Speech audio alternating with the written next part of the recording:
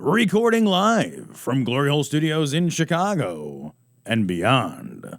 This is Cognitive Dissonance. Every episode we blast anyone who gets in our way. We bring critical thinking, skepticism, and irreverence to any topic that makes the news, makes it big, or makes us mad. It's skeptical, it's political, and there is no welcome mat. This is episode 657 of Cognitive Dissonance. And Cecil, just a few days ago, I don't know if you saw this, but Frisch or First or whatever, however you say it, he resigned his race. Lauren Boebert. Yeah, Lauren Boebert. Lauren Boebert closer retained. Than a lot of people thought, though. Very, very close. Like 1,000 votes close. When we saw it coming through, one of the things that we were saying was like, it could be that there was a chance to flip the seat, but most of the people had picked it.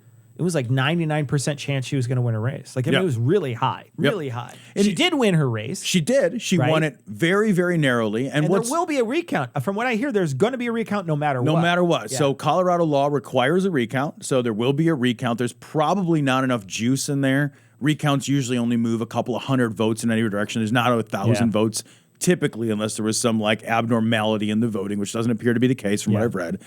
But what is interesting about this is that this now makes Boebert susceptible to being primaried.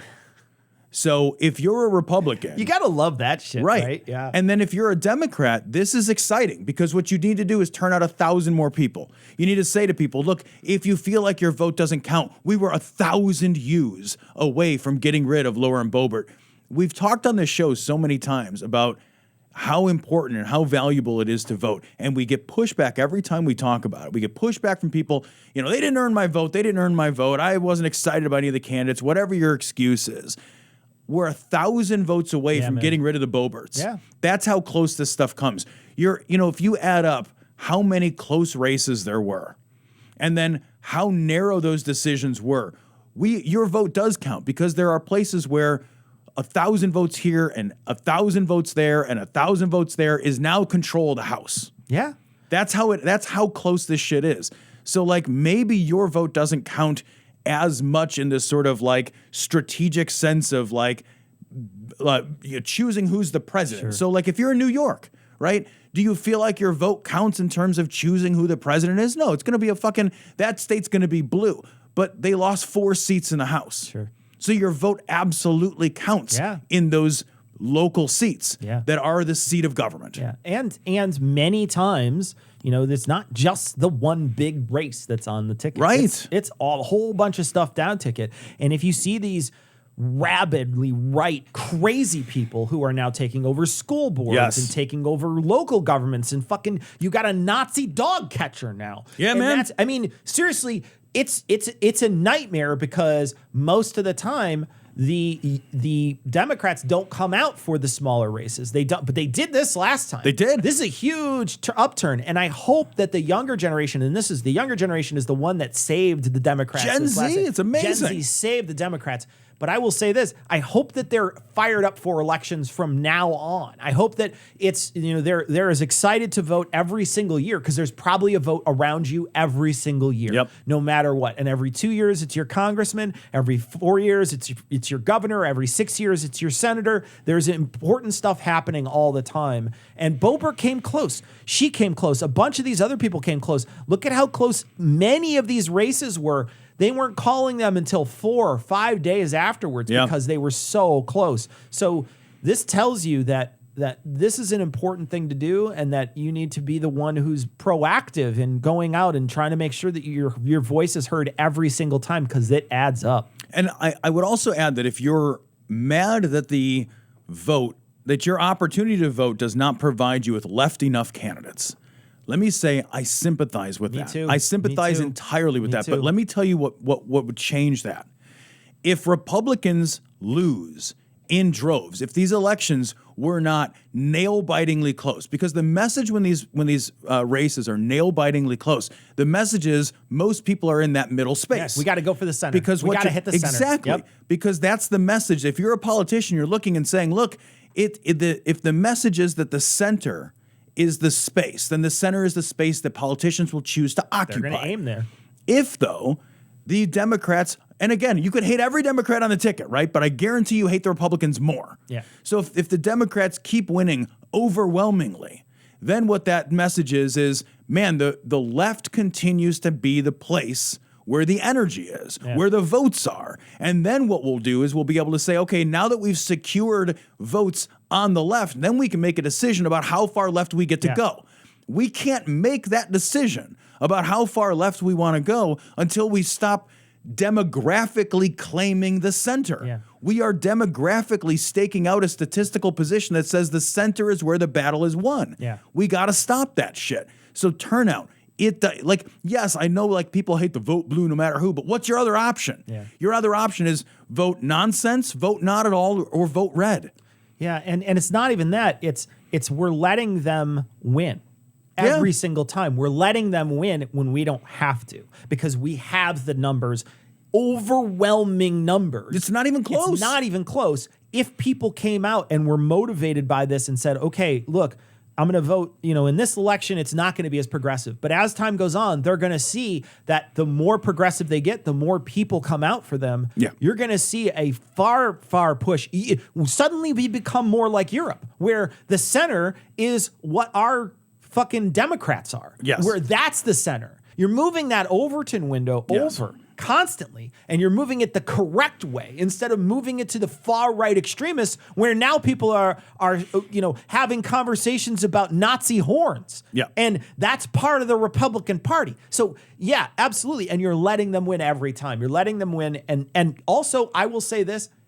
Get a grassroots thing going at local government if you want far progressive candidates, because you can get shit done at your local government at a way higher rate. Your state government, your county government, your city government, all that stuff can be taken over by a leftist candidate, and you can get a leftist movement in this country if you build it from the ground up. You can't build it from the top down. That's not how politics works in this country. It can't be built top down. The fucking libertarians are trying to build a top-down presidential candidate for decades, and they can't do it because it's literally impossible, period.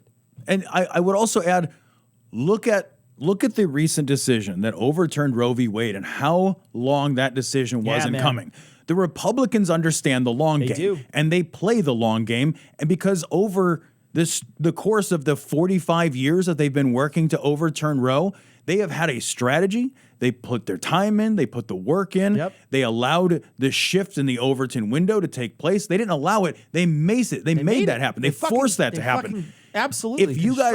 If we want the same kind of radical change moving to the left, we have to be willing to play a decades-long game. It's got to be. We have to be willing to say, we didn't win, keep fighting. We didn't win, keep fighting. What we cannot do is allow Lauren Boebert to win next time. Yeah. We can't throw up our hands and say, oh, well, you know what? Lauren Boebert won. So Lauren Boebert barely won. Statistically, it's nothing. Yeah. Statistically, it's 1,000 people. That's nothing. Yep. We can actually shift things to the left, but we have to recognize that it might take an entire generation. Yeah. It might actually take, but an entire generation plus is what it took to overturn Roe. Yeah. So we can get it back, but we're going to have to fight and fight and fight and fight. And Lauren Boebert should recognize that her policies almost got her unelected. Absolutely. And her stances and her public opinion and the way in which she presents herself, that almost got her unelected. And she should recognize that, but she will not, because she's a dumb person. Yep. And she will not change who she is. And so this absolutely opens her up for a chance to get taken out of office in the future. Days of the Sith Army. Anger is not the way of the Jedi. Oh. This story comes from the New York Times. In news special counsel, a prosecutor schooled in corruption cases. Okay, hold on a second, Tom. We're looking at this picture. The people who are watching this on YouTube can see it. The people who are at home can't see it. But I will say, if this guy came out for The Professional 2 as a hitman, would you believe it? Oh, 100%. You would believe Are you it kidding me? 100%. You'd be like, no, this is Hitman 2. Hitman 2 or whatever, or fucking The Professional 2 or whatever. Yeah, man. This dude is so fucking intimidating looking. Super intimidating. He's crazy. And I'll tell you what, like, This is Jack Smith. Yeah. He is the top prosecutor for a special court now investigating Donald Trump and in the January 6th malfeasance and his involvement, of course, in the attempted overthrow of the United States government, the destruction of democracy, and the insurrection that followed, right? So he's investigating that little minor snag there. And then isn't he also investigating Donald Trump for the documents that he stole? He's doing the document the classified documents that he stole as a fucking treasonous thief. We have been on the verge of ball tickling for I don't know how long at this point. Right.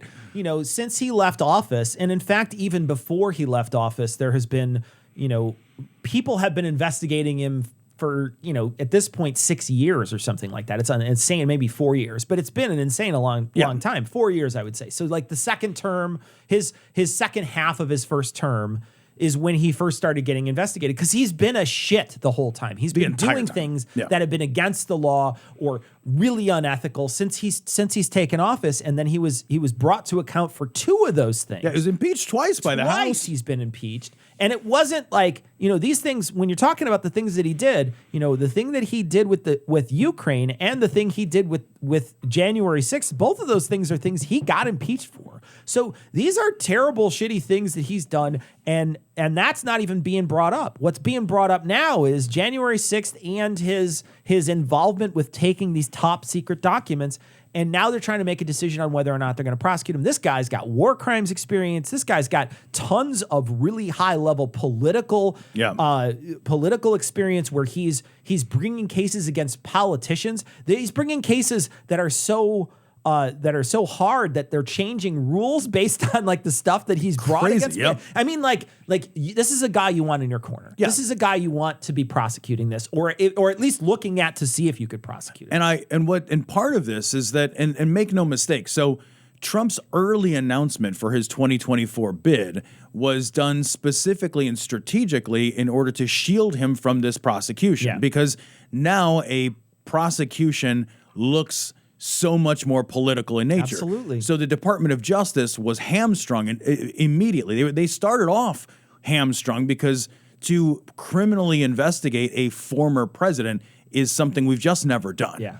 And then to now criminally investigate a potential presidential candidate, or not a potential, but an actual presidential candidate by a Department of Justice, which works for the current administration, it has a look to it which is terrifying, right? And it is terrifying because you don't want the politicization of the Department of Justice against political rivals. That is something we should all be very worried about. The appointment here of a specific a special counsel was done to insulate the Department of Justice from any appearance of political motivation. Yeah. And you know, when you talk about rivals, you're talking about political rivals. Look at what's going to happen now that they took over the House. The Republicans took over the House. They're literally going to try to impeach Joe Biden for whatever. And they're talking about the laptop, which is an absolute nothing burger. They did a story on this, hilarious story that I watched. It was going over, you know, getting passed around as a viral story on the right. As you know, they did this thing. I think it was NBC or CBS did a short story on Hunter Biden's laptop.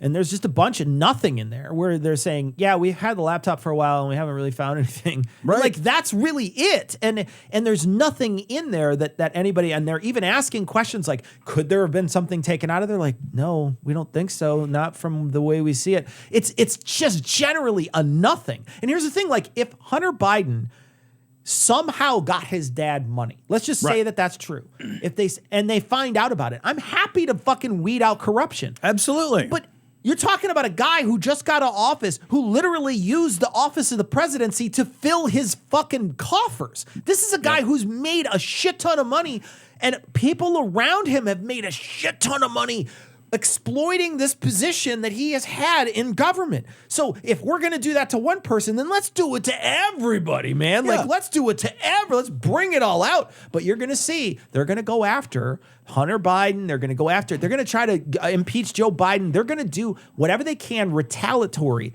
because what they don't have is they don't have reality on their side. Right. What they have is they recognize, they're like, you know what? I recognize that what I want to do is I want to hurt the other side, period. They're not looking for the truth. They're not looking for anything like that. They're looking to hurt the other side only. And so they will utilize it. And the thing is here's the thing that drives me crazy. You know that they will. You know that they're going to do it.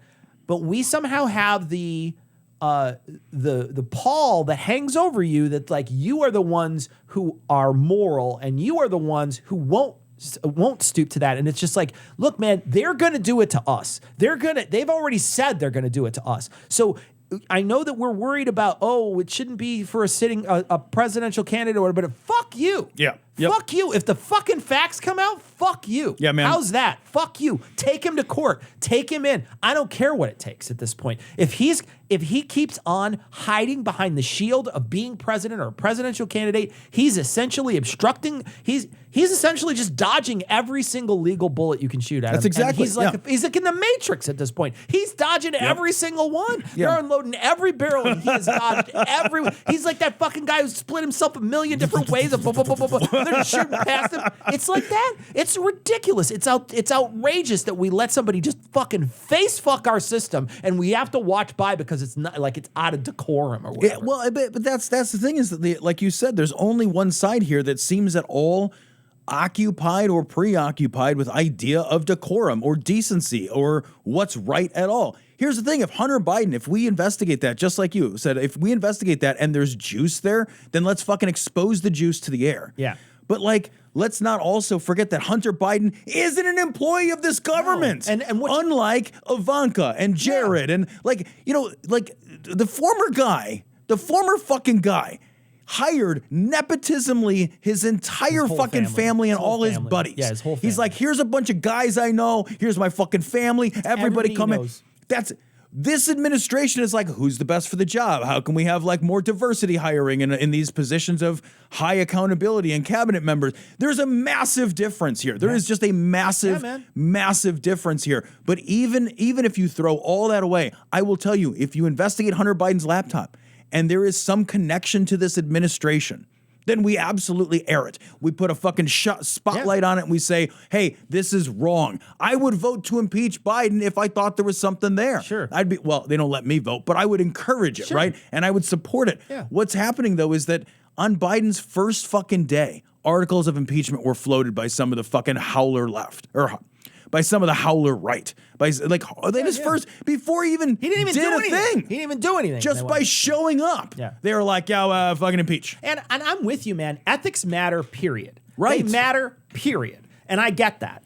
But at the same time, my ethics are stronger than we just don't do it because it's a president or whatever. Yeah, man. My ethics are stronger than that. Like, fuck you. I don't care who you are. You're not above the law. I've been marching in Chicago since he was in office, screaming with all the rest of the people, no one is above the law. That was the chance at every single march I'd ever been to. No one is above the law. And it's true to the common person. Right. But it is not true to anybody in office, period. Yeah, but man. I'm happy to oversee any corruption that comes to light. If they start finding out that all these fucking people are insider trading and they start popping, I don't care. Get rid of them. Burn them down. Get rid of them. Make it so they never can trade again. Yep. Good. Fucking 100% agree. They should never be able to go home and tell their fucking husband to go whatever, do this and make $1 billion. Right. Fuck off. Put them all in jail. Period. The end. But it's such a relief that they're actually going to move forward with something. I know. Because there's been this stall forever. And I'm happy that they're doing it from somebody who's, got some kind of experience here. Yeah. And this is a war crimes guy, man. Yeah, this dude is not fucking around. He's not going to fuck around. This dude he's a triathlete who rides his bike to the office and eschews personal security. I will say this too. He's tough. Terrifying that he issues personal security in this position because these people are terrifying, but he's a registered independent. He's an independent. He's so fucking like unbiased. He just wants to be like, no, I'm 100% You know unbiased. what? Yeah, right. Fuck you. I don't even care. I won't even listen to you. I'm just going to My official position is I refuse to take a position. I love it. I think it's great. And they're going to fucking dog this guy. They're going to, because the right has no defense other than ad hominem. That's the only defense they've ever had. So that's all they're going to do. Well, and they absolutely rebrand and recast their characters as villains. Yeah. Because they did the same thing. How many times have they looked at career Republicans and just rebranded Fauci, them? Mueller, both of them, career Republicans. I mean, Barr. Yeah, Barr. But like, No, you're right. You're right. The It goes even entire farther. cast of like, You're right. It goes even farther. Pence. Yeah. The you're right. cast of characters, the right will burn its house down around it Yeah. in order to preserve a liar's narrative. You're right. And, you know, I'm talking about the people that they absolutely demonize, but you're right. Those people that they pushed out of the party or pushed away from the, absolutely.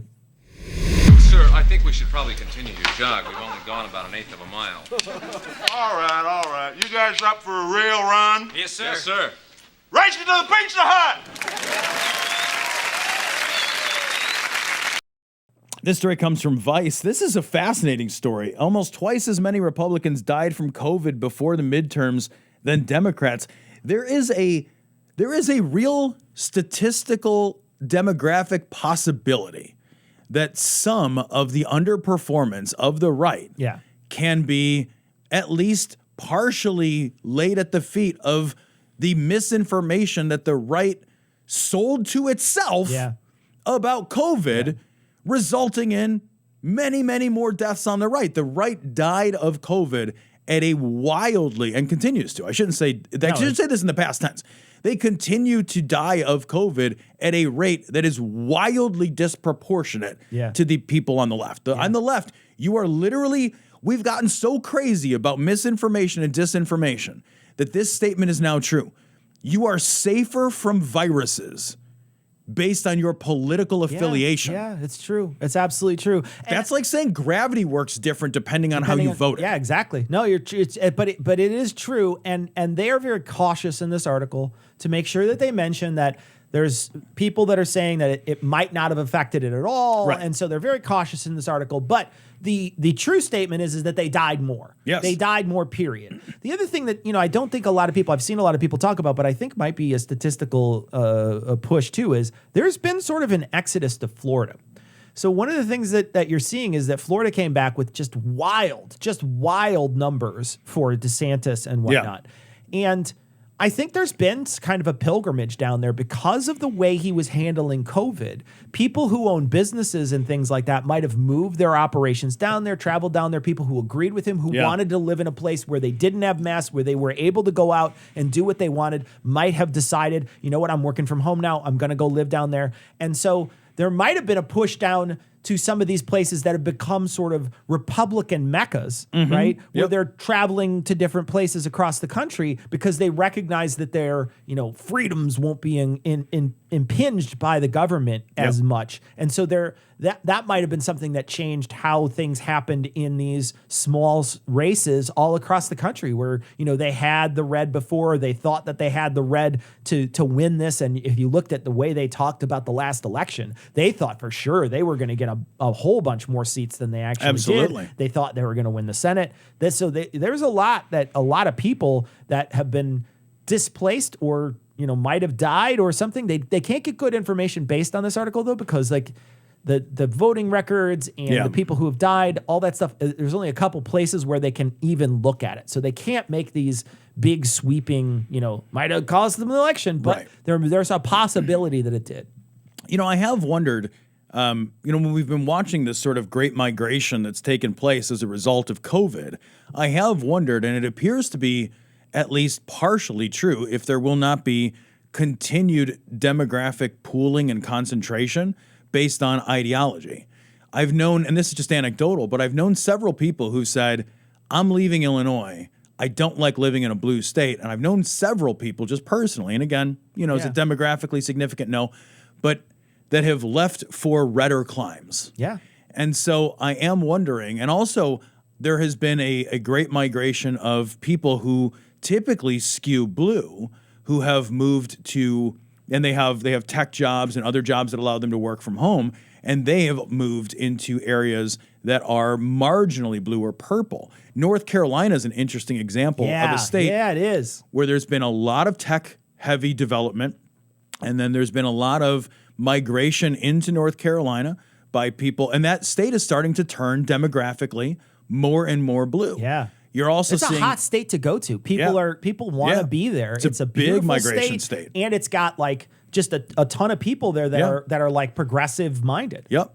So I am wondering if we won't see more of this continued pooling and concentration And if that won't start to shift the sort of color map. You know what's interesting? I wonder why Colorado isn't more blue than it is. Because there's still I mean, I guess maybe rural Colorado, no matter what, is going to be red. And I think that's why like Lauren Boebert and that ilk profit off of. Yeah. But it's more red than I would have thought.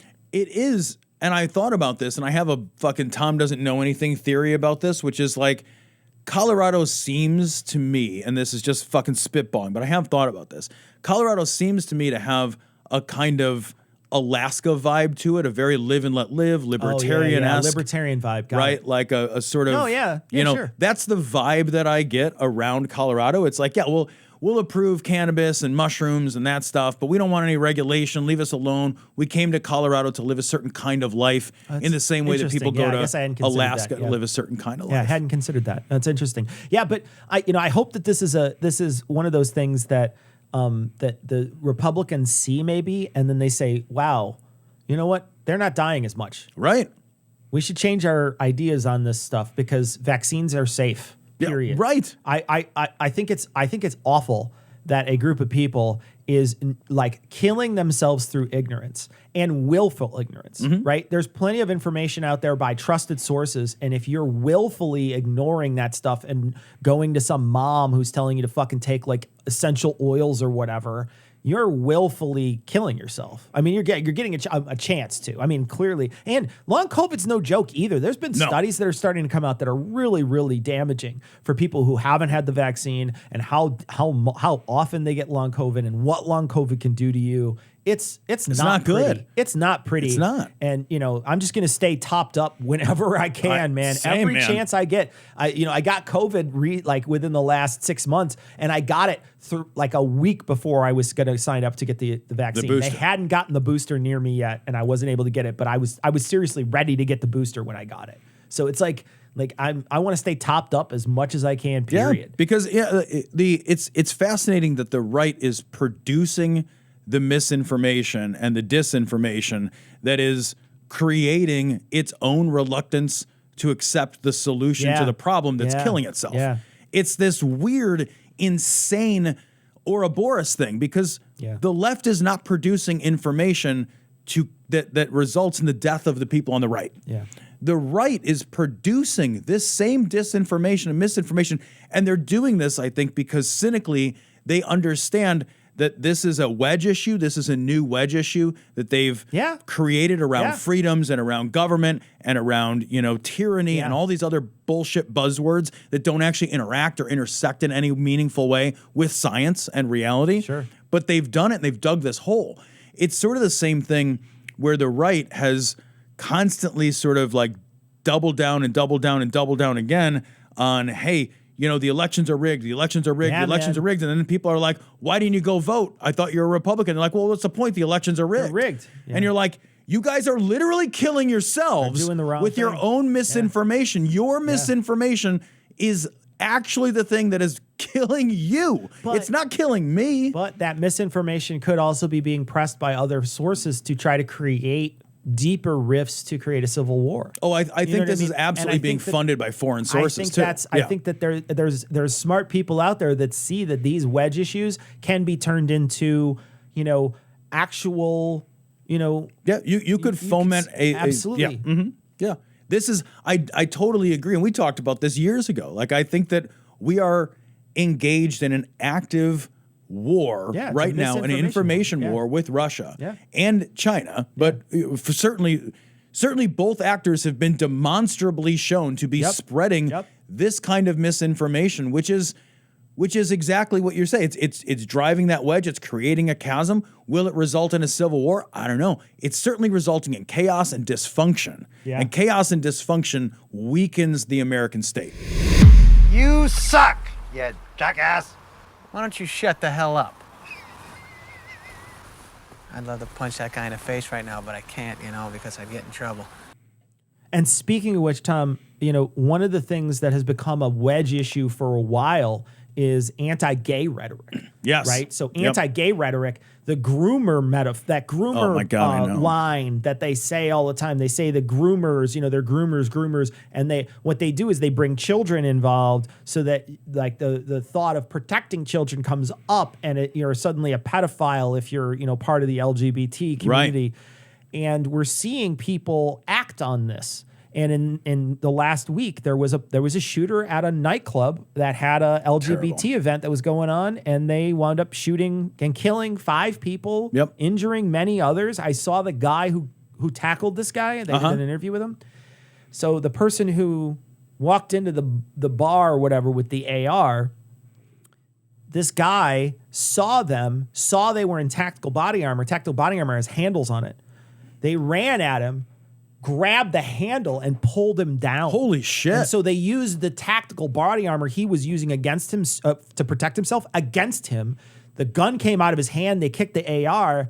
They got the pistol out of his hand, and then they just kicked the shit out of him. Like literally just stood over him kicking, because he can't really hurt somebody in body armor. But they had the to guy subdue said him. that he found a piece that was between his neck and his head, and he punched his neck for like 5 straight minutes. Holy he just shit. fucking That's pummeled his neck.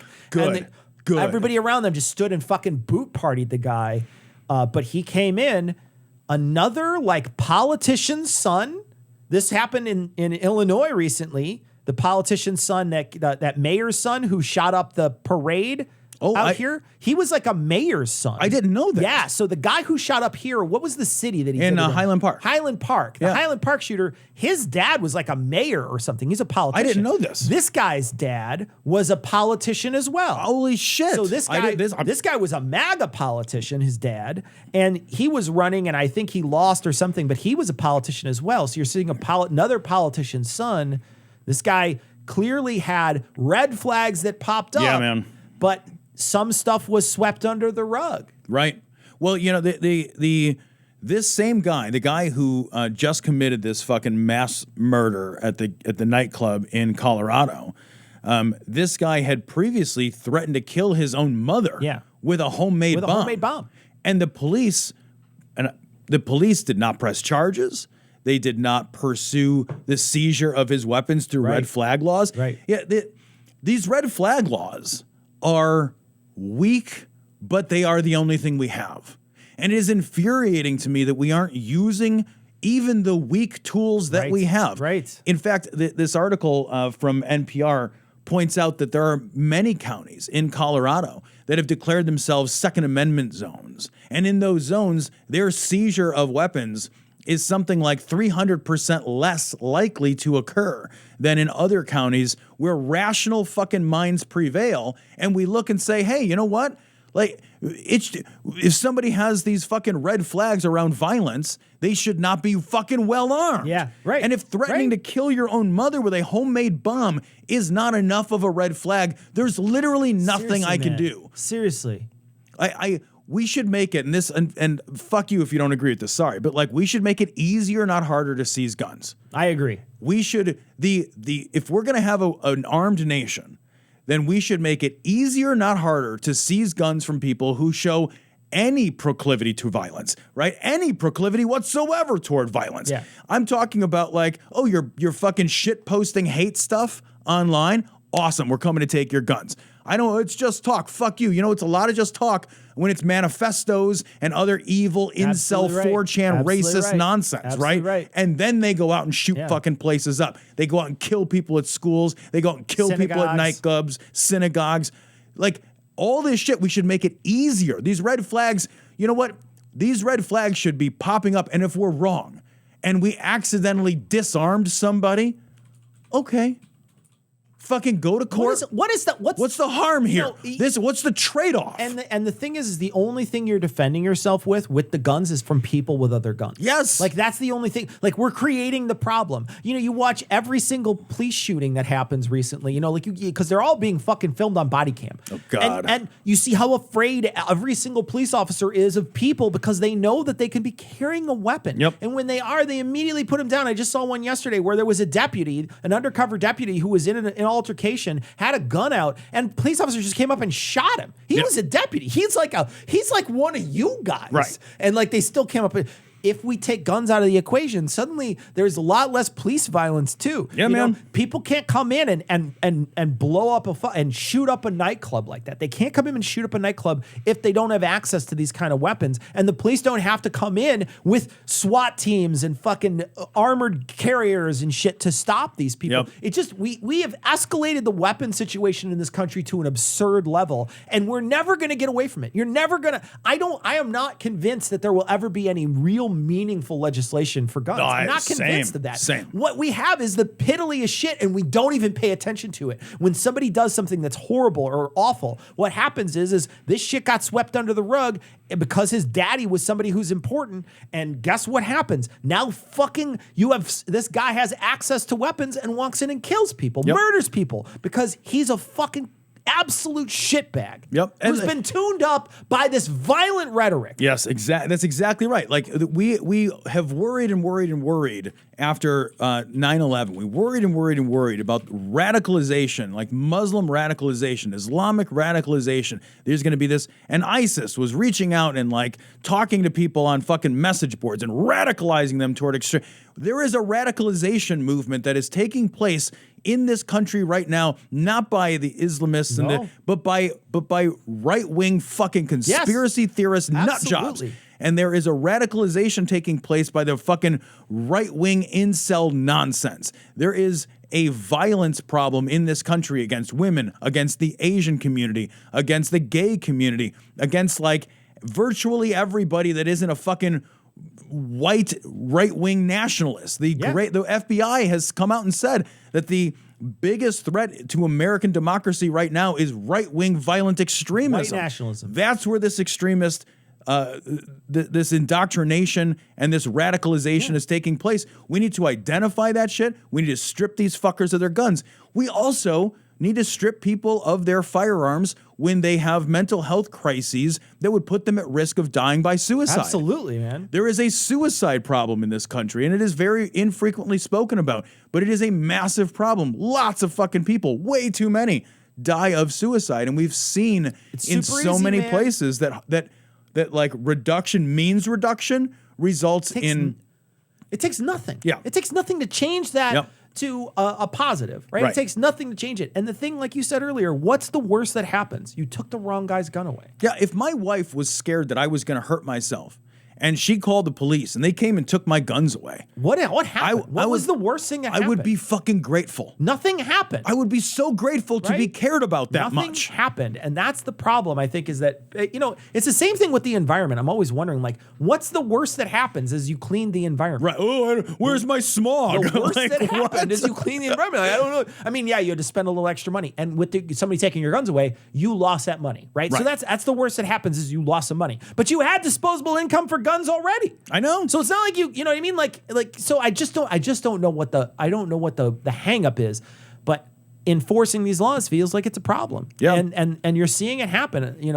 Like these red flag laws could do something. They could. They really should. And if this is the only tool we're going to put in place, let's fucking use it.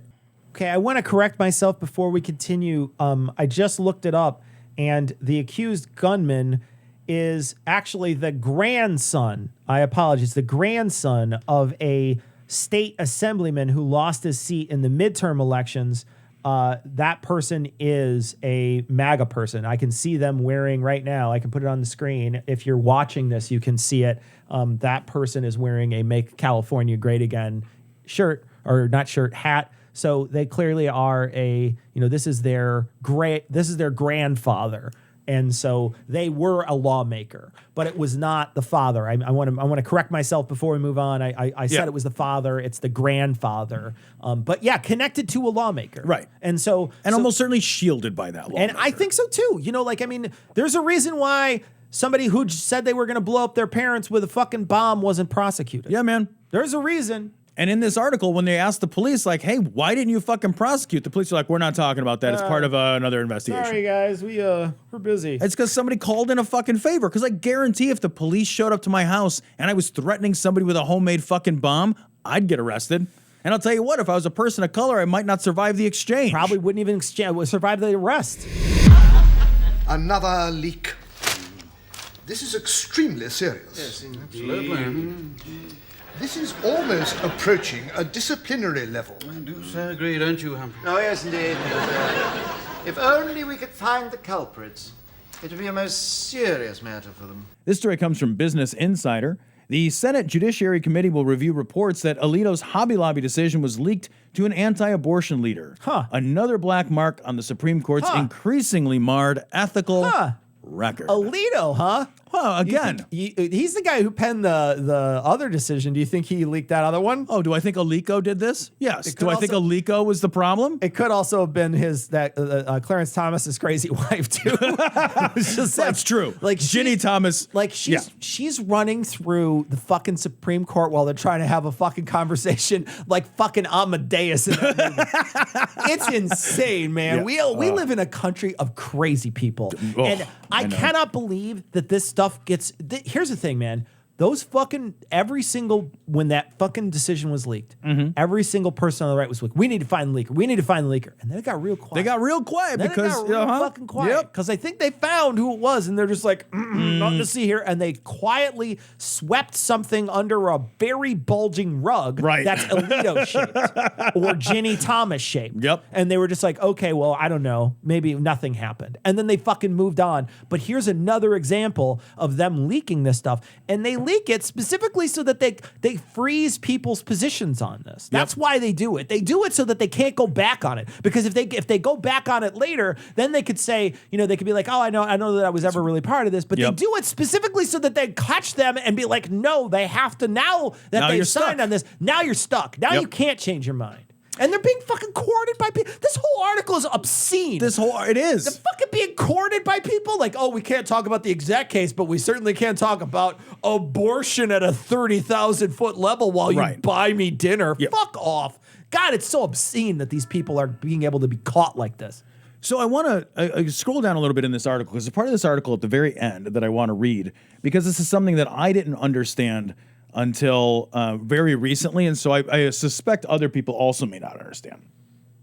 An AP reported Rhode Island Senator Sheldon Whitehouse and Representative Hank Johnson of Georgia also issued a statement Saturday calling for a code of ethics for the highest court in the land, referring to the Times report as another black mark and saying they intend to get to the bottom of these serious allegations. So this is an important thing that I didn't realize until relatively recently, which is that the Supreme Court does not have accountability anywhere to anyone.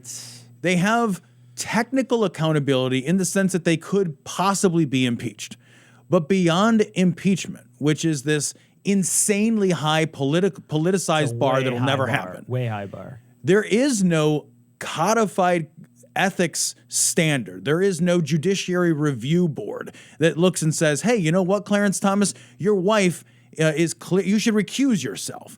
There is no recourse to the Supreme Court. That's the problem with being the highest court on the land, is that nobody has any standing to sort of like fix the problems there. So if you end up with, I don't know, a wildly politicized kangaroo Supreme Court that is just there to have these sort of fancy fucking dinners with a bunch of fucking people that are going to tell them what to do and how to accomplish these stated goals rather than rule on the ethics of law and rule on like the letter of law and respect jurisprudence and precedents and all that. There's no recourse. There's no recourse. There is no code of ethics that they are required with penalty to follow. There's literally nothing outside of impeachment, which is impossible. It is a political impossibility to impeach these people. You know what I think we should do? I think we should sequester the Supreme Court while they're in office. I fucking love it. They get 4 years, and they have to live in a compound like Big Brother. And they have to live with each other. Period. Can we film it as a reality show too? And they don't get any outside information. They just get what's in the fucking court. Period. And they can't go out with fucking dinner with people, but they only have like a 4-year term, and they got to dedicate their fucking life to it like a fucking monk for 4 fucking years. I love it. Fuck you. How's that? See how many people would be fucking reaching for that shit? How many people would be dedicated public servants for 4 years that would sequester themselves and literally only be able to talk about the law? That was it for 4 years. I do think that we make these positions too desirable. The desirability of these positions creates an incentive system which just reeks of corruption. It does. It just reeks of problematic corruption.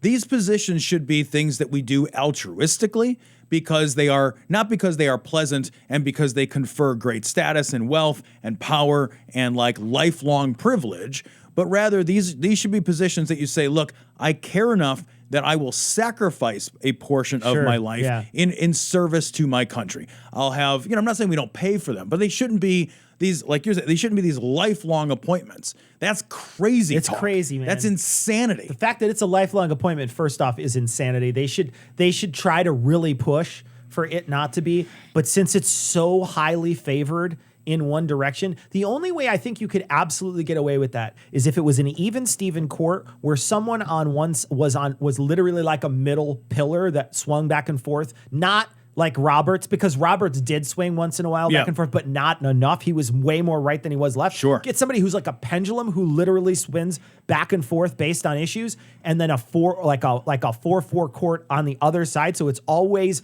5-4 decisions, and they sometimes go for you and they sometimes don't go for you, and it kind of sucks, and it's not great for everybody. And then suddenly you'll get everybody on board with, what we really should do is make it so that every president gets to appoint like 1 and then, or whatever, or 2, and then they just like have a 10-year span or whatever. I know that there's situations out there that these sort of scenarios where they've suggested that they get every president gets to appoint 2, and they, there's rotate out. They rotate out as they work their way out or something like that. And so I don't know exactly what the math on that would be, et cetera. But if that's how it worked, I think it'd be much better and a lot more fair. But way better. As it stands right now, you're looking at a generation of right-leaning decisions. Not right-leaning, far right-leaning decisions. That's what you're looking at right now. And the only chance you have is one of these guys is going to die while there's a Democrat in there. That's the only chance you have, because they're not going to resign while there's a Democrat in there, and they'll resign when there's a Republican in there. Yep. So you'll be able to replace these people that are oldie McOldersons with some fucking 49-year-old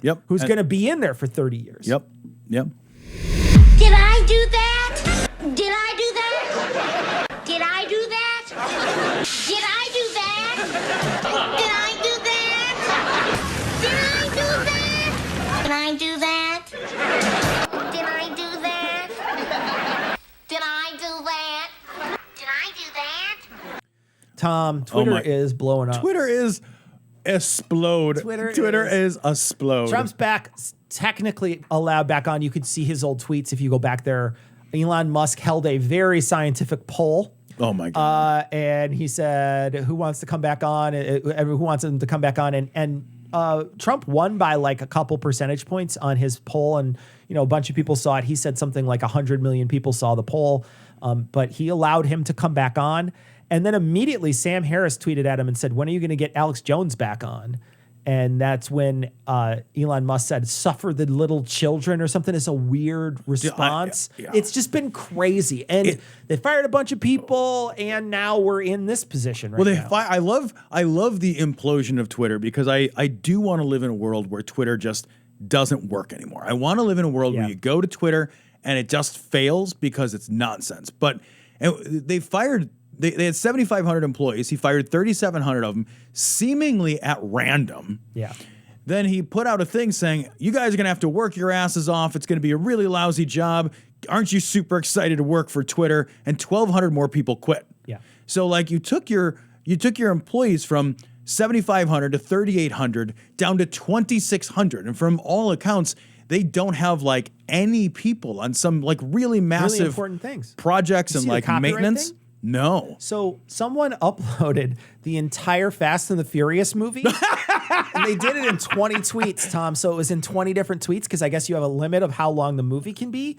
And it was up for hours. And then once it got taken down, the people who shared it were still up for hours, because I guess there wasn't because the way the code's written, it couldn't go find all the instances. Yeah, you couldn't find all the instances. So for a while, it was like cascading around Twitter. I think they finally chased the problem down, but it was hours after someone had already uploaded the latest Fast and the Furious movie all to Twitter. And I think that's exactly here. You know how we were talking about a while ago, we were talking about Alex Jones, and you're talking about like, this is how you got to take these misinformation, disinformation guys out is you got to sue the fuck out of them so they're just fucking lost. This is how you fuck Twitter, is you make it an impossible place for advertisers, and you make it so copywriters are starting to sue them. You make it so that there's real problems with that fucking medium. Yep. So that because if it's the Wild West and people just start posting crazy shit, there's going to be people who sue Twitter because they're going to be like, fuck you, I could sue Elon Musk for money. Are you kidding me? Yep. If he suddenly ruined my brand. Yeah. Like that,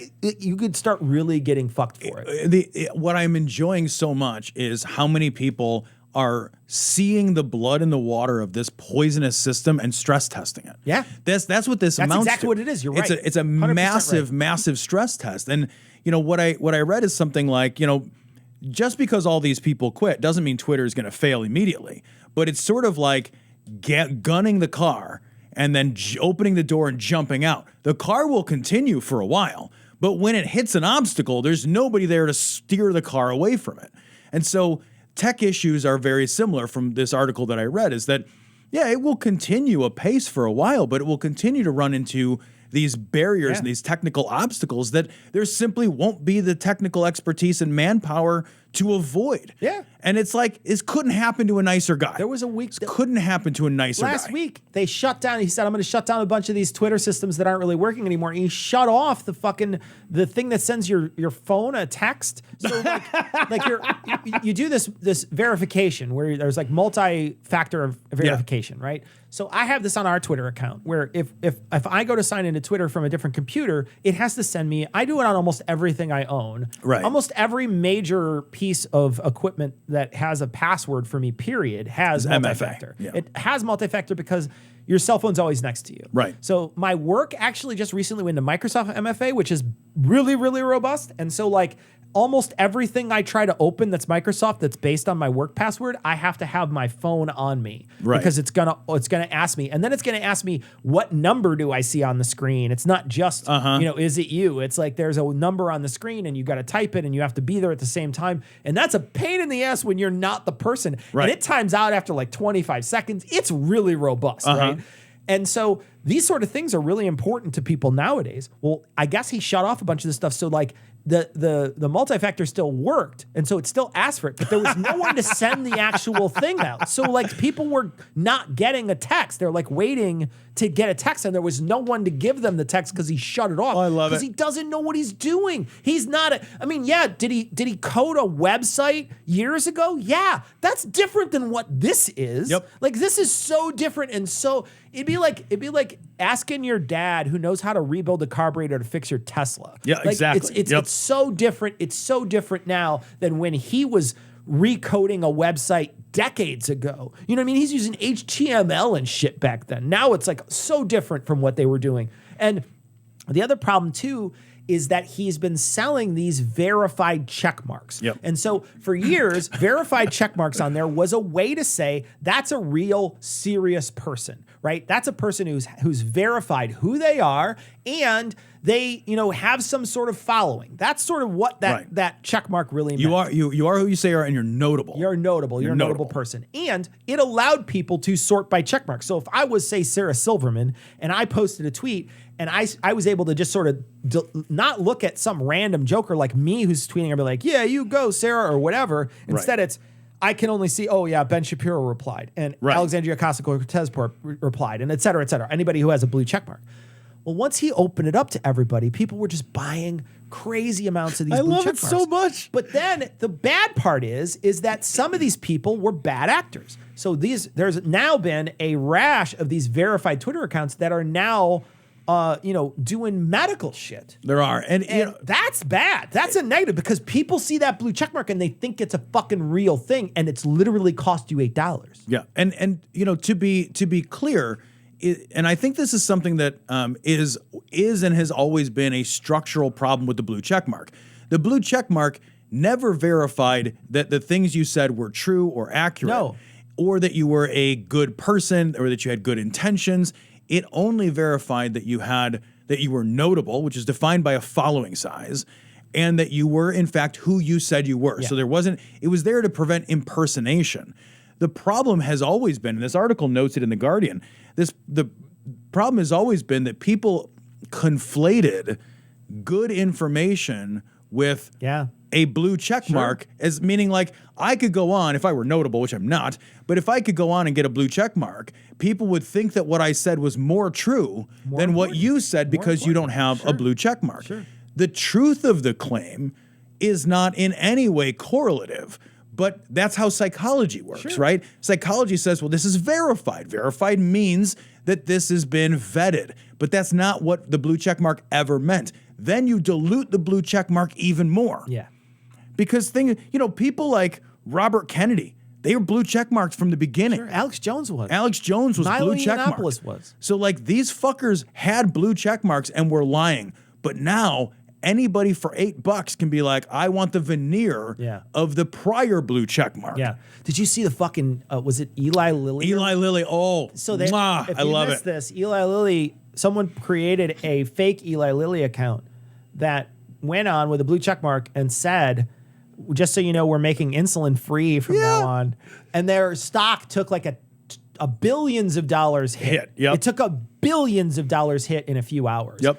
This is what I think is going to make Elon Musk liable. These companies are going to get together and be like, they're ruining our brand and you owe us money for that. You allowed this to happen. Absolutely, and, man. I don't know that they're not going to have a case. I mean, we've talked about this for many years, that you need to be the one to at least somehow police your content. YouTube has been doing this. There's actually a story that we skipped over today about that preacher. What's that guy's name? That hate preacher. Hold on a second. It's in the notes. The guy, Greg Locke, there you go, just had his channel revoked, right? So his channel on YouTube was revoked. He had initially had his church's channel, that got revoked. Then he started posting the same content to his personal channel, and that got revoked. And YouTube has always had a heavy hand when it comes to this stuff. They have taken our stuff out, which has been, they've said, you're anti-vax. And we're like, we're not, we've never once in our life been anti-vax, but they're saying you're spreading medical misinformation. We've taken your videos down. In fact, I went to appeal one of those decisions where I said, no, we are literally not doing that. You have to watch the video. And they didn't. They passed it off and said, no, we reviewed it and you're wrong. Right. And they've always had a heavy hand with this because I think they recognize that they can be liable for something.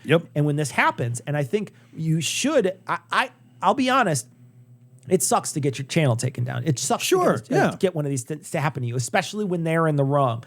But I would much rather have a heavy hand than no hand. Yeah, man. Absolutely. When your business model is relying on users to generate your content, and then you're monetizing that through advertisers, you have to, like, the problem is that these media platforms have abdicated all responsibility.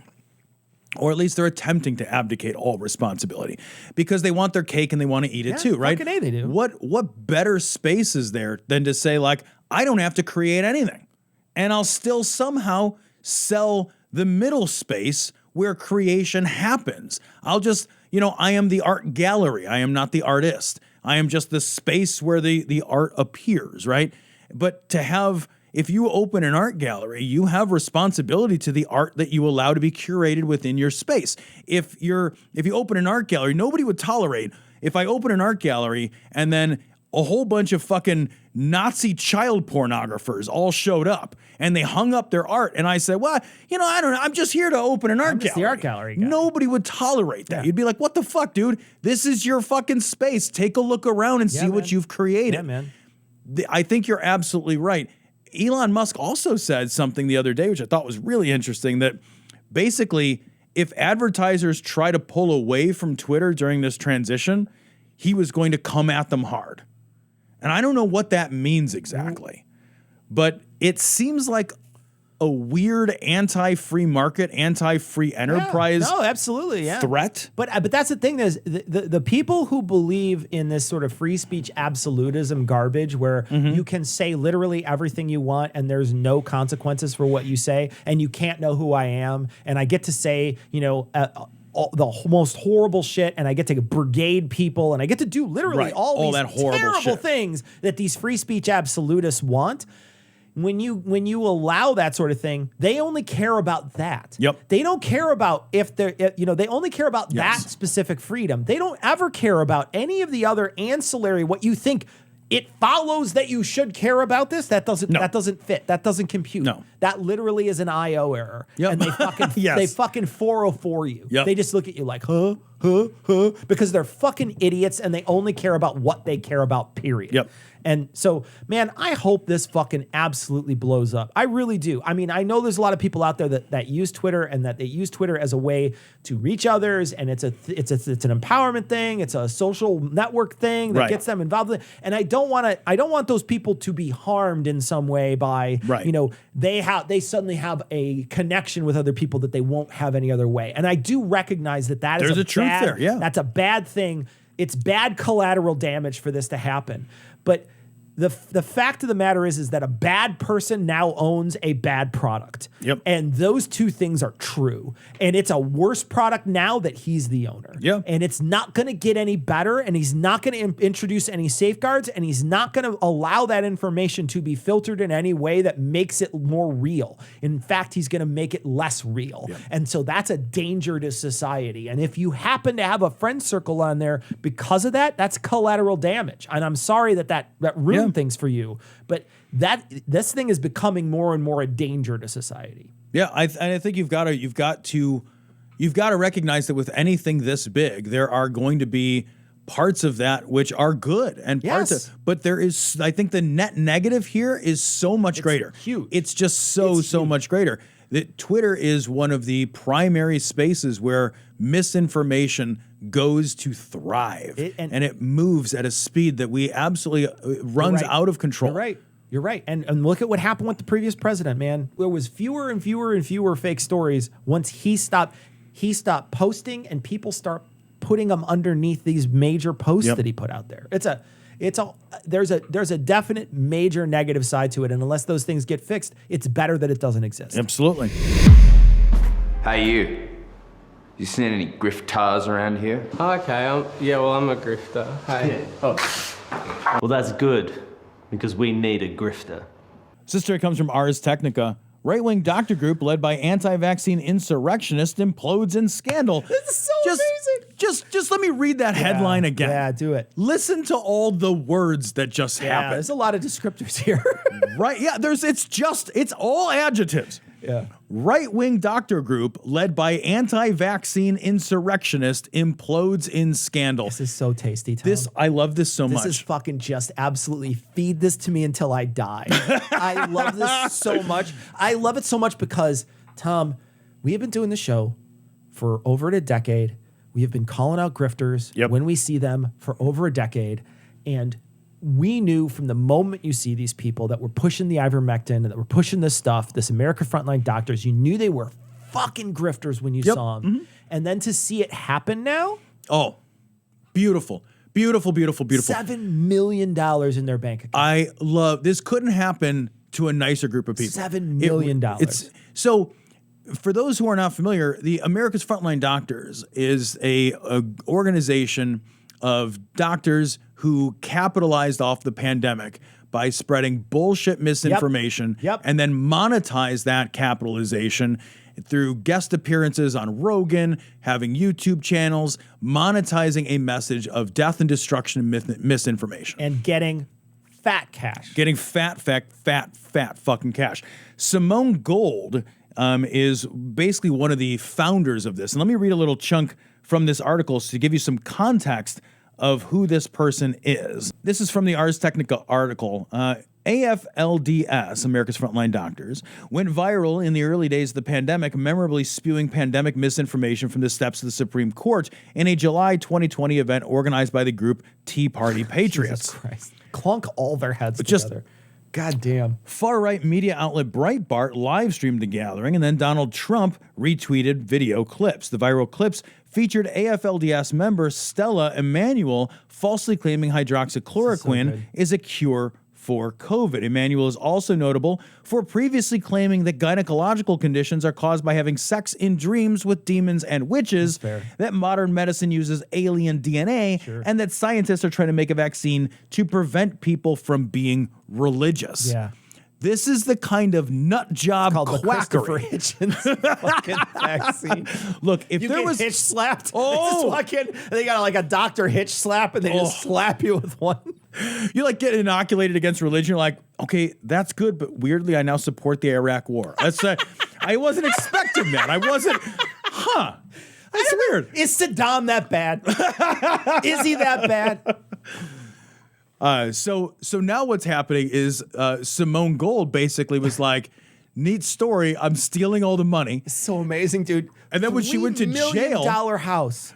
She goes and they're taking like tens of thousands of dollars, like $50,000 in credit card bills A month. Yeah. She hired, like, nepotistically hired her boyfriend. Yes. To, like, just be a drain for a while. Like, you're my Ian or whatever.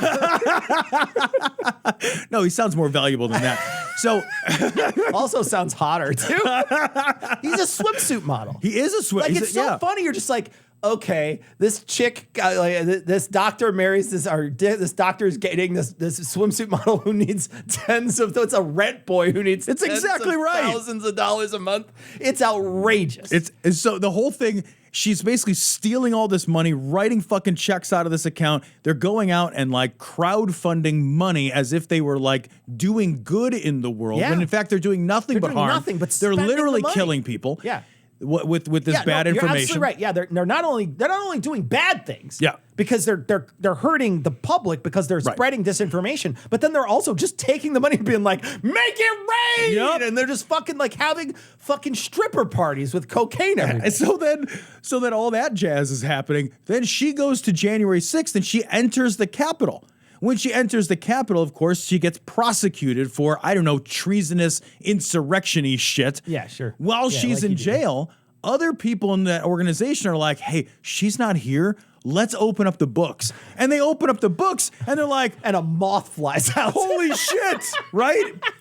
It's just like, I thought we had money in our accounts. The moth has the single dollar bill that's left cleft in its teeth as it flies away. Yeah. So they're like, all right, you're out. You are super fucking out because you're stealing all this money. Then she comes home from jail and she's basically just like, I'm not out. You're out. She still has the accounts. Right. So she's making videos that says she's right. So she just then, so it'd be like if I stole all the money from the studio and then Cecil didn't notice. And then I went on vacation. And while I was on vacation, Cecil was like, oh, I'm going to check the bank account. And he was like, where's all our money? Yeah. And then I came back and he was like, Tom, you're fired. And I came back and was like, no, you're fired. And then we just and then I locked you out of the Twitter account. And then we just fought about who's fired. This is amazing. The whole time Ian's like, can I have some more, please? Outstanding. What a train wreck of assholes. Such a great thing to happen, though, to fucking clearly obvious grifters, man. Like, here's the thing about going into business with a grifter. Yeah. You can't trust a grifter. Right. It's so funny that all these people think, you know what we should do? We should all put one over on the general public, but be so stupid and gullible that you don't realize that the guy you're putting one over with is also going to put one over on you. Yeah, man. This is like Dirty Rotten Scoundrels. It's so amazing. Right? Where it's like everybody is grifting everybody. Grifting everyone, and there's always a fucking... Yeah, it's exactly it. Oh, my God. It's so good. It's so wonderful, and I love watching them lose everything. I want them all to... What I want is them all to go bankrupt. What I want is for enough bad things in their lives to happen before they go to jail, that when they go to jail, they are already at what they would perceive to be the nadir of their lives, the rock bottom. only for that bottom to be pulled out to get so they can sink even further. Then they get rock bottom to the jail. No, but fucking, I want to say though too, what a horror. They went out and they bilked all these innocent people out there who were just looking for answers, who were confused about all this stuff. You know, anybody out there who's giving money to these people is giving money to somebody who lied to them and played a confidence game with Absolutely. them. And they're all victims. Every single one person out there that gave money to these America's Frontline Doctors because they thought they were doing something with the money that was something. I mean, just literally anything. Yep. Like, I mean, using this money for literally anything would have been different than, you know, spending it on credit cards and renting a Mercedes and, having a $3 million house or whatever. All this money was literally spent just to make them, like, pamper them. That's all the money was spent for. But these people out in the world, they thought they were giving money to a cause that they believed in, that they were sold a bill of goods for. And all those people were taken, every single one of them, and these are people who are just like regular old folk. These are just the money. This money is crowdfunded, man. This isn't like one rich investor. This is millions of tiny investors that were all taken. Even if it was only $20, they still took this person's $20. Yeah, and they did this, and there's nothing more horrifyingly cruel and cynical than at the height of a national, international medical emergency to play on the fears of other people and to disadvantage them and to spread information that kills people. Some of these same people who donated money, I guarantee there is a 100% chance that some of those same people contracted COVID and died. You're probably right. I wouldn't. Yeah, it seems statistically impossible. Statistically impossible for it not to be the case. Right. Taking the money from these people is a horror. They did it.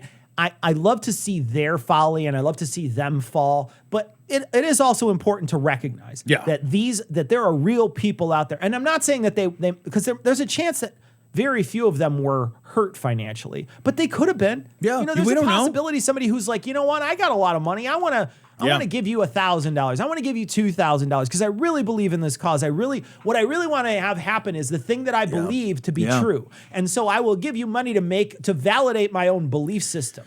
I also think that it is statistically very likely, to your point, that there is somebody out there who lost their mom or their dad or a loved one to COVID, and they saw the AFLDS message and they said, wow, I'm so heartbroken by this loss. I want to do whatever I can to help other people not lose someone that they love. I think it's entirely possible that there are absolutely people whose grief and loss was preyed upon and that they probably did, just like the televangelists reach into the pockets of the fucking hurting and the elderly and the scared and the sick. The AFLDS is just a secularized version of the same televangelist grift. Yeah, you're absolutely right.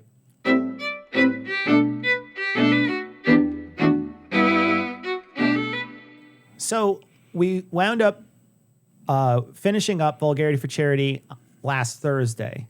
Now, we're recording this a couple days beforehand, but as it stands right now, we're at $282,000. That's amazing. We're hoping we can hit 300. That would be we're terrific. Hoping we can hit 300 between now and then. We won't know until and this show will be posted at that point and ready to be uploaded well before we finish the charity event. So we won't know until we record next time what the final total is. But we want to thank everybody who donated. Yeah, you guys are amazing. This is an amazing community that has an outpouring every single time. There are so many people that got helped because this community is amazing. So we want to thank you guys, whoever donated. Thank you so much. If you missed out on it, go become a member of Malice Needs. $5 a month. It's a big deal. It's important. Yeah, just to put in perspective and to really appreciate the quantity and the human toll or the human advantage that this created. $282,000 at $600 a pop is like 440 families. It's a lot of people. That's a huge number. A lot of people, man. Huge number of human beings that have had their lives impacted in a really positive way by you guys, by the generosity of our listeners, by how meaningful it is that you guys continue to turn up for this event. So we really want to thank you because we couldn't make anywhere near this kind of impact if we didn't have such a motivated and wonderful and generous listener base. Absolutely. So we want to thank you for joining us. We're missing email this week, and we're missing that section of the show because we are recording way early. But we want to encourage you to join us for our live stream. The Thursday after Thanksgiving, we'll be live 9 p.m. Central. You can catch us on Twitch, Facebook, and YouTube, and come hang out with us. We're gonna be chilling. You're gonna want to hang out if you want to hang out with us on the live streams. They're a lot of fun. You can catch us at 9 p.m. Central. But that is gonna wrap it up for this week. We're gonna leave you like we always do with the Skeptic's Creed.